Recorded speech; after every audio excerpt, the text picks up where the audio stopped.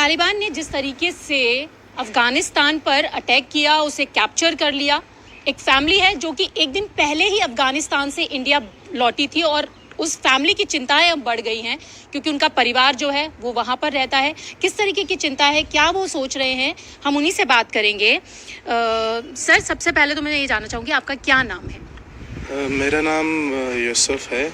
मैं जिस दिन अटैक हुआ था वहीं पे तालिबान ले रहे थे, वहाँ काबुल पे अटैक कर रहे थे, तो उसी दिन लास्ट फ्लाइट पे हम लोग आए। तो बहुत दुख हुआ जब हम एयरपोर्ट पहुँचे। तो एयरपोर्ट में जब चेकिंग कर रहे थे बैग्स की, तो वहीं पे ही हमें पता चला कि अफ़गानिस्तान फुल तालिबान के हाथ चला गया। बिल्कुल, आपने कहा कि जिस दिन अटैक हुआ उसी दिन आप इंडिया वापस आए। फ्लाइट पर आपने देखा हालात किस तरीके के थे। आपके परिवार के लोग भी वहाँ रहते?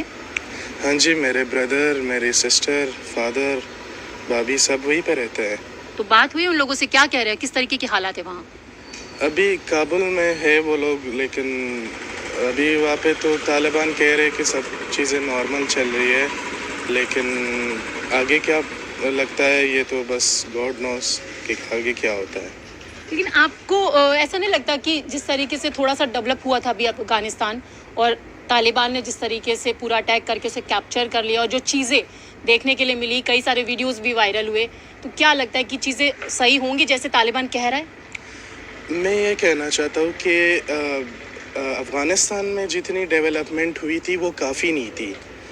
अफ़गानिस्तान में जितनी डेवलपमेंट हुई थी, जैसे अशरफ गनी के टाइम में, वहाँ पे लोग जैसे जवान लोग थे, वहाँ पे वर्क नहीं था, जवानों के लिए काम नहीं था वहाँ पे। जस्ट जिन लोगों ने उसके लिए कंपाइन किए हुए थे, मतलब उसके लिए वोट्स दिए हुए थे, उनको ही जस्ट जॉब्स मिल रहे थे। कोई अच्छा नहीं चल रहा था, उसके गवर्नमेंट में भी कुछ ख़ास वो नहीं था कि हम कहे कि उसका गवर्नमेंट ने बहुत डेवलपमेंट की थी।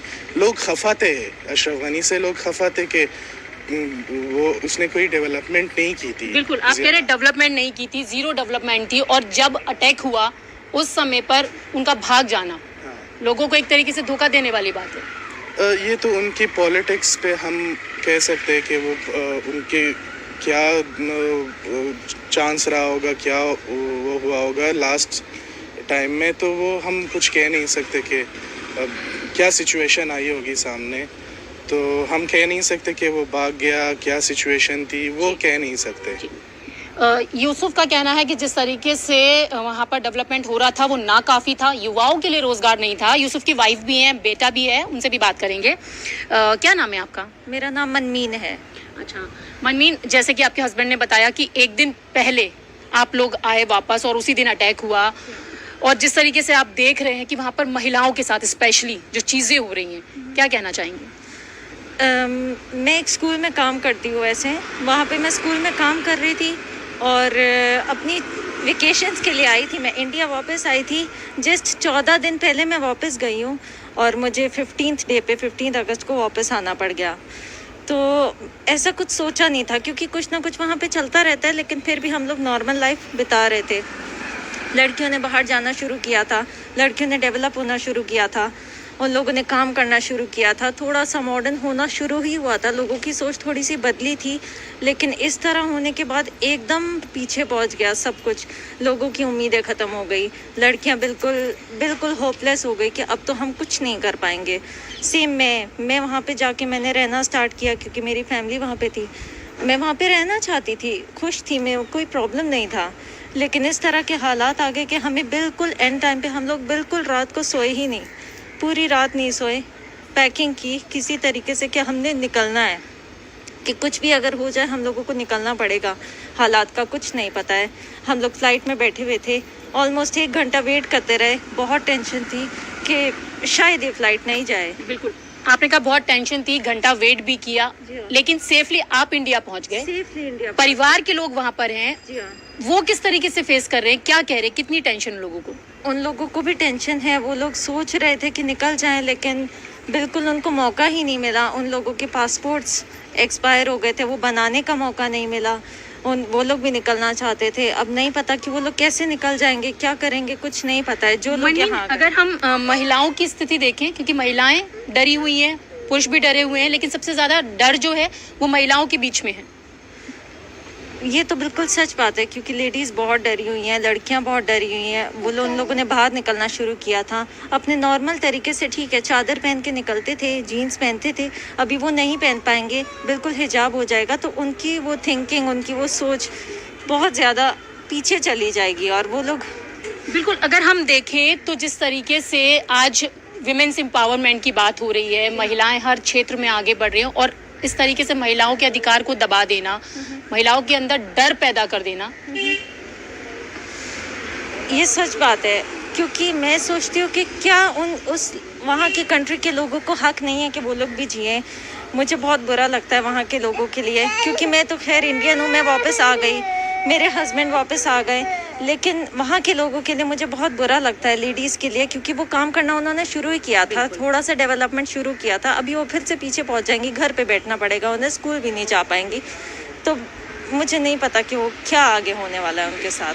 यूसुफ, बस एक आखिरी सवाल है कि जिस तरीके से आपकी वाइफ कह रही हैं कि महिलाएं बहुत डरी हुई हैं, क्योंकि जिस तरीके से वो थोड़ा सा आगे बढ़ रही थी, फिर वापस वो पीछे चली गई है।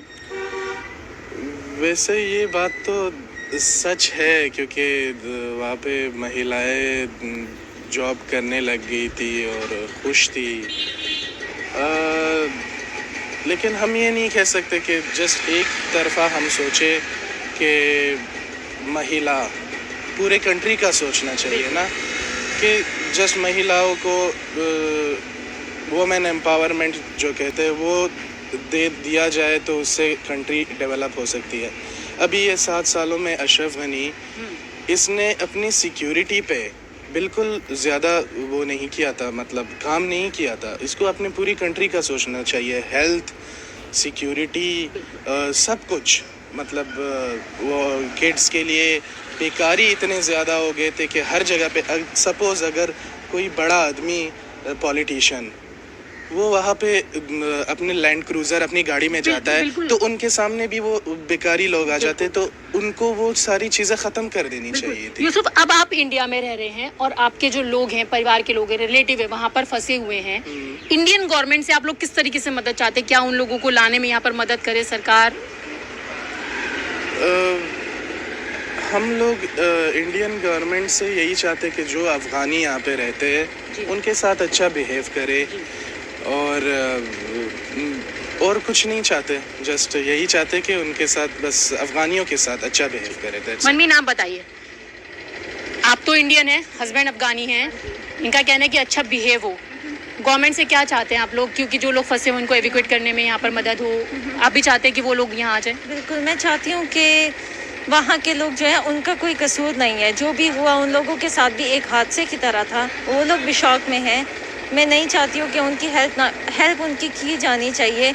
ठीक है, लोग यहाँ पे आ जाते हैं अफ़गानी लोग, लेकिन उनको ट्रीट किया जाता है कि वो मुस्लिम है, और किसी और तरीके से उनको ट्रीट नहीं किया जाना चाहिए। एज अ ह्यूमन बीइंग उनको हेल्प करना चाहिए कि ठीक है, हम तुम्हारी हेल्प करेंगे, किसी भी तरीके से, कोई भी पॉसिबल कुछ भी करना ज़रूरी है कि वो लोग करें, क्योंकि मैं नहीं चाहती हूँ कि हम सब ह्यूमन बीइंग है, मुस्लिम और हिंदू की कोई बात नहीं है। वो बेचारे वो खुद शौक से जा रहे हैं, अगर ऐसा कुछ ना होता सब लोग वहीं पे रह रहे होते।